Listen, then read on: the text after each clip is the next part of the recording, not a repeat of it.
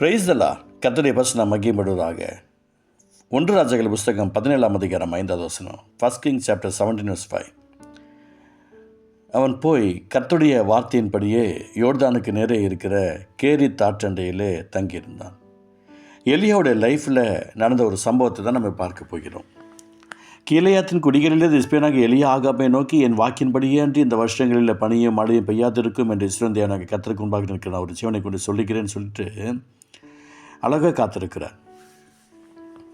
ஒரு ஊழியக்காரருடைய வாயிலிருந்து புறப்படுகிற வார்த்தைகளை பரலோகம் அங்கீகரிக்க ஆயத்தமாக இருக்கிறது. யாருக்கு அப்படின்னு சொன்னால் கர்த்தருக்கு முன்பாக நிற்க வேண்டும்.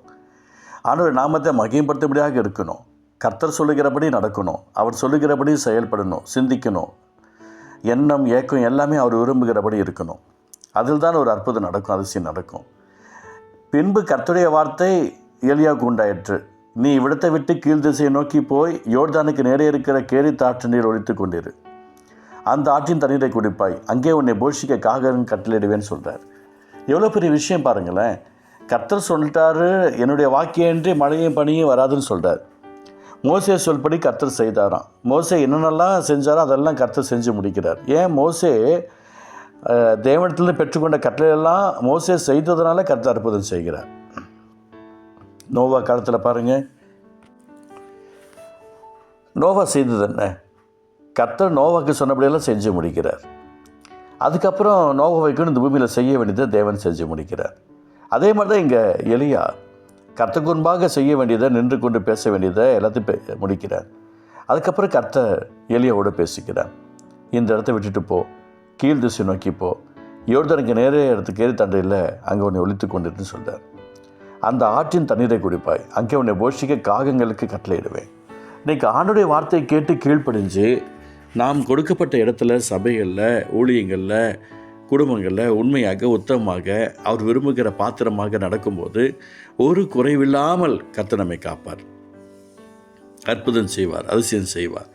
பாருங்கள், எலியா போய் கர்த்தருடைய வார்த்தையின்படியே யோர்தானுக்கு நேரே இருக்கிற கேரித் ஆற்றிலும் தங்கியிருந்தான்னு சொல்லி பார்க்குறோம். எலியா அங்கே போகாமல் இருந்திருந்தா அந்த இடத்துல ஒரு அற்புதம் நடந்திருக்குமா? எலியா போனதுனால தானே ஒரு அற்புதம், எலியா போனதுனால தானே ஒரு அதிசயம், எலியா போனதுனால தானே கர்த்தர் பெரிய காரியம் செய்கிறார். அப்போது காகங்கள் அவனுக்கு விடிய காலத்தில் அப்பமும் இறைச்சியும், சாயங்காலத்தில் அப்பமும் இறைச்சியும் கொண்டு வந்தது. தாகத்துக்கு அந்த ஆற்றின் தண்ணீரை குடித்தான்னு சொல்லி பார்க்குறோம். ஆட்டோமேட்டிக்காக இவர் அந்த ஆற்று தண்ணீரை குடிக்காமல் வேறு செஞ்சிருந்தாலும் பிரச்சனை தான். அப்போ இவர் கர்த்தருடைய வார்த்தைக்கு கீழ்ப்படியும் போது தானே காக்கா அந்த வேலையை செய்யுது. தினமும் காக்கா செய்ய வேண்டியது செய்யுது.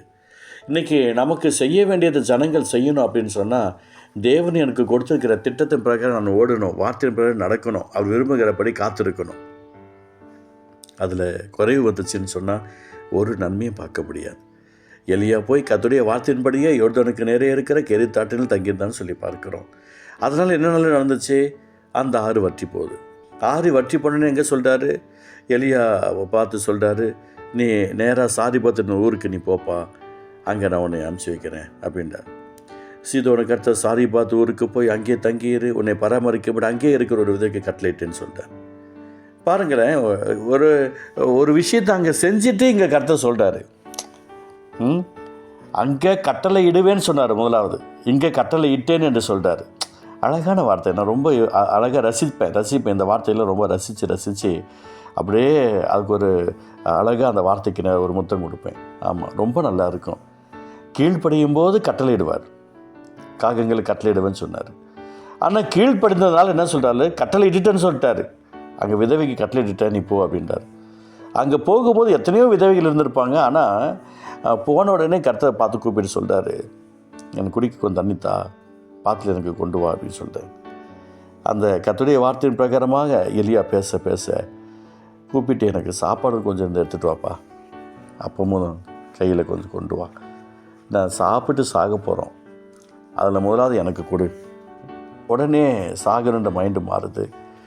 எலியாவை கொண்டு சொன்ன வார்த்தையின்படியே அந்த பானை சத்தம் கேட்டுட்டு பானையில் இருந்த மாவுக்கும் காது கெட்டுச்சு, எண்ணெய்க்கும் காது கெட்டுச்சு. அது குறைந்து போகவே இல்லை. அற்புதம் நடந்துக்கிட்டே இருந்துச்சு. ஏன்? இன்றைக்கி ஆண்டுடைய வார்த்தையை கேட்டுக்கொண்டு இருக்கிற, ஊழியம் செய்து கொண்டிருக்கிற சகோதரி, அன்பானவர்களே, ஊழியர்களே, விசுவாச பிள்ளைகளே, கவனமாக இருக்கணும்.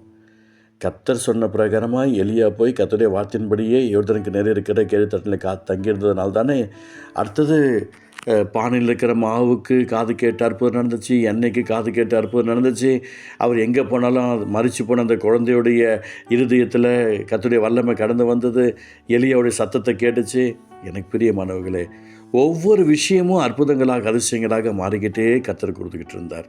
அதனால் உங்களுக்கு நான் இயேசுவின் நாமத்தில் நான் சொல்கிறேன், எலியாவை போல நம்மளும் காத்திருப்போம், ஆண்டவர் நாமத்தை மகிமைப்படுத்திருப்போம்.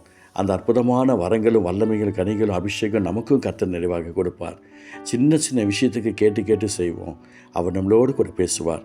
அவர் அற்புதங்களை செய்கிற தெய்வம், அவர் அதிசயங்களை செய்கிற தெய்வம். அவர் பார்சலாயிட்டு பார்க்க மாட்டார். உங்களை கொண்டும் என்னை கொண்டு இந்த பூமியில் செய்ய வேண்டியதை, உங்களுக்கும் எனக்கும் செய்ய வேண்டியதை நிச்சயமாக செய்வார், செய்து முடிப்பார். எலியா போய் கர்த்தருடைய வார்த்தையின்படியே யோர்தானுக்கு நேரே இருக்கிற கேள்வித்தட்டில் தங்கியிருந்தான் என்ற 1 ராஜாக்கள் 17:5 பிரகாரமாய் அப்பா நீ எங்களை ஆசீர்வதிப்பதற்கு ஸ்தோத்திரம்பா. கிருபை செய்யும் பரிசுத்த ஆசீர்வாதம் சம உண்டாகட்டும். இயேசு நல்ல பிதாவே, ஆமென், ஆமென்.